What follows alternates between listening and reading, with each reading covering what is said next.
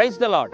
యేసుక్రీస్తు దివ్యనామంలో ఉదయకాల సమయంలో వాక్యం వీక్షిస్తున్న మీ అందరికీ నా హృదయపూర్వక వందనాలు తెలియజేస్తున్నాను.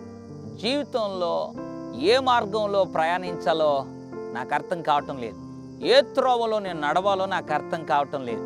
నా ఉద్యోగ విషయంలో ఏ మార్గంలో నేను వెళ్ళాలో నాకు అర్థం కావటం లేదు. నా స్టడీస్లో ఏ మార్గంలో నేను వెళ్ళాలో నాకు అర్థం కావటం లేదు.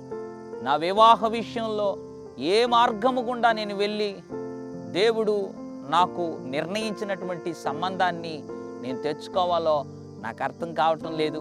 నా వ్యాపారంలో ఏ మార్గము గుండా ఏ త్రోవలో నేను వెళ్తే నేను అభివృద్ధి చెందుతానో నాకు అర్థం కావటం లేదు అని ఉదయకాల సమయంలో సతమతం అయిపోతూ సందేహములో సందిగ్ధతలో కూర్చొని ఉన్నావా?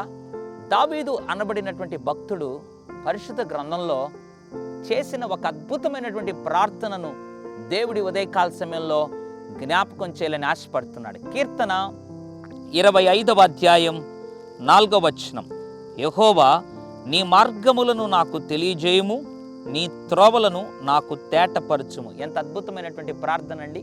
దావీదు దేవుని సన్నిధిలో ప్రార్థన చేస్తున్నాడు. యెహోవా నీ మార్గములను నాకు తెలియజేయము, నీ త్రోవలను నాకు తేటపరచుము. అవును, దావీదు తన జీవితంలో అన్ని విషయముల్లో అభివృద్ధి, అన్ని విషయాల్లో విజయం దావీదు అనుభవించడానికి గల కారణం ఏంటంటే, దావీదు ఎప్పుడు కూడా దేవుని మార్గము కొరకు ఎదురుచూచి దేవుడు తన మార్గమును తనకు చూపించాలి అని ఎప్పుడు ప్రార్థిస్తూ ఆయన త్రోవను దావీదు కనుగొనాలని ఆశపడేవాడు.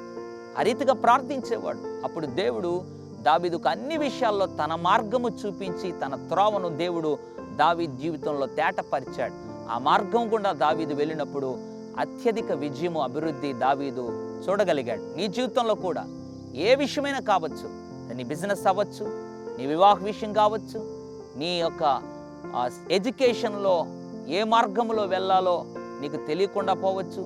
ఉదయకాల సమయంలో దేవుని సన్నిధిలో కూర్చొని నీ మార్గం నాకు కావాలి, నీ మార్గం చూపించు, నీ మార్గం నాకు తేటపరచు అని దేవుని సన్నిధిలో నువ్వు ప్రార్థన చేయగలిగితే దావీదుకు తన మార్గమును లేదా త్రోవను చూపించిన దేవుడు నీకు కూడా తన మార్గాన్ని, తన త్రోవను చూపించి నీకు అన్ని విషయాల్లో అభివృద్ధిని, ఆశీర్వాదాన్ని, దీవెనలను అనుగ్రహించగలడు. పరిశుద్ధుడా, ప్రేమగల తండ్రి, నీకు వందనాలు.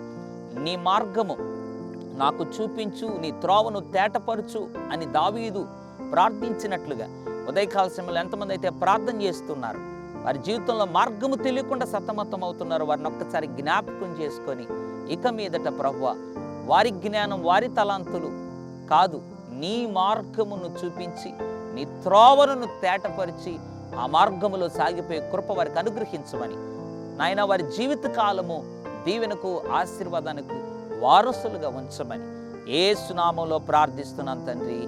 Amen, amen. God bless you.